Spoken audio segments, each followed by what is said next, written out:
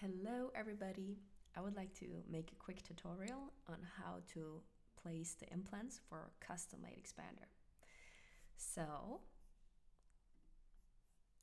we are here in the Blue Sky Plan software, which is amazing because it's for free and it allows you to precisely plan the implants and also achieve more predictability with your expansion cases.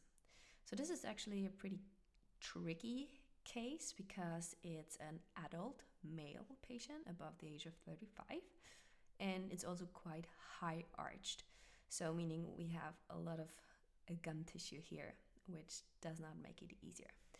So I adjust the CBCT to the area where I want to place the tats. Here you have the rulers for this position. Here I'm going, okay. So if you look at the yellow line here, we are right in the middle between incisors. Here is the foramen, and I want to go slightly lateral to the foramen between the roots of the central and the lateral.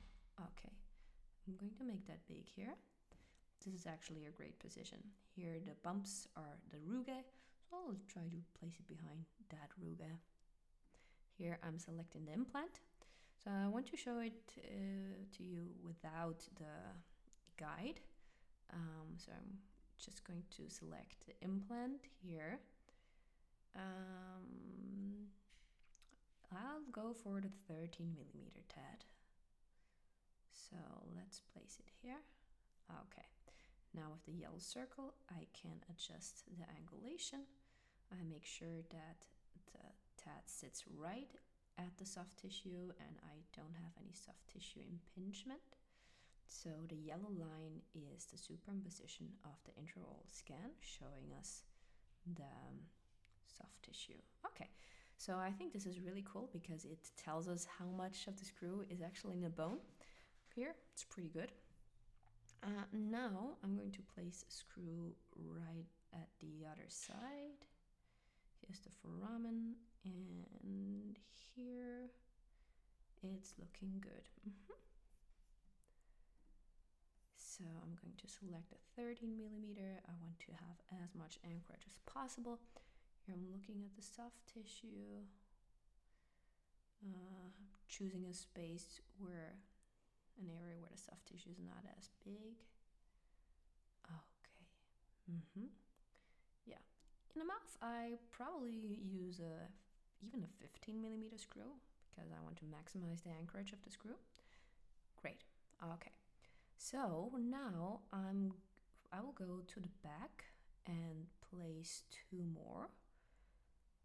At least two more.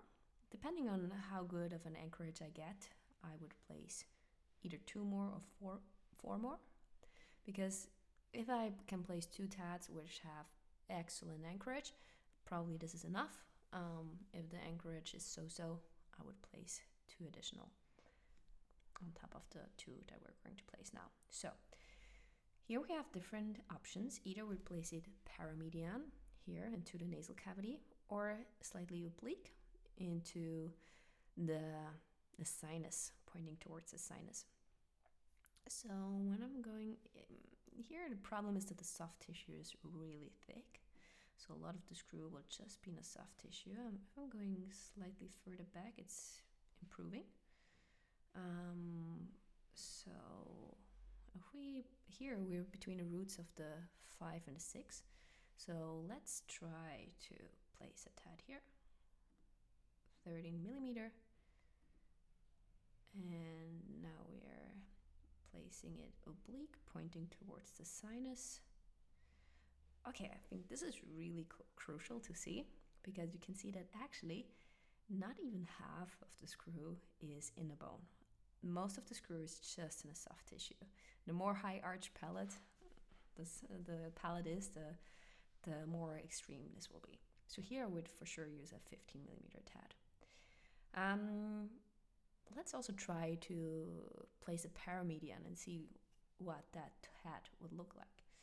Here I'll go for a slightly smaller one, maybe 11mm.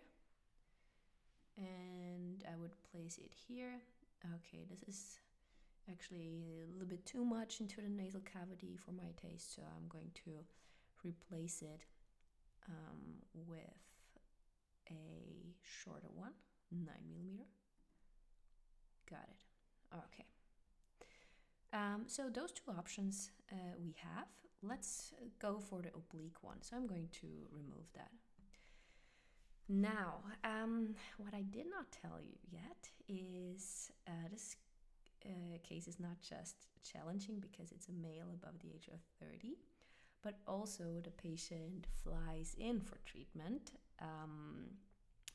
So I would like to use a one-phase approach where I place the TADs and the expander in one appointment.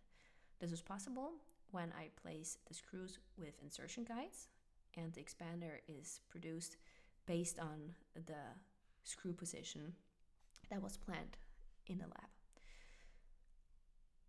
With the insertion guides, I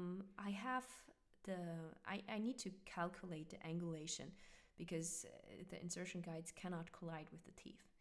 So I'm going to simulate the insertion guide. Here I'm going to go to replace, and here I go to Stützzahn, that's in English that would be supporting tooth, and here I make a custom made. So this must be 35mm in length and 7mm diameter. Those are that guides that come with ordering with Tadman or with ODL, and the information is courtesy to the Tadman lab, so I'm really thankful. Okay, so this is kind of close. It would work, but let's create a little bit of a leeway space. So I can angulate it a little bit more like this. The screw position is just as fine, but I don't have a collision with the tooth. So this is great. Now you can imagine we would place a few more TADs. Here in that case, I would go for 6 TADs probably.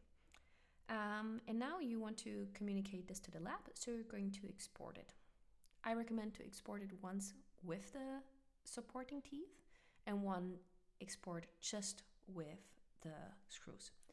So you go to File, Export Data, and here if this row is checked, it will export with the supporting teeth with the guides, or if you unclick that, it will export it without the supporting teeth. So that means without the guides, just the screws. So far so good. Here then you click on export and it's done. You can send the scan to the lab and they will be able to work with that. So one more thing is pretty useful. If you check that there is no soft tissue impingement, so here it looks good. There can be a collision of the supporting tooth, the guide here, because the lab can remove that. Here maybe the TAD is a little bit impinging, so I can move it. Okay, whenever the TAD is red, this is the one selected. Let's make the window big, and here I can move it with the arrows. All right, I hope this was useful, and I will make another tutorial showing you how to import the scans and the CBCT. Thank you for watching.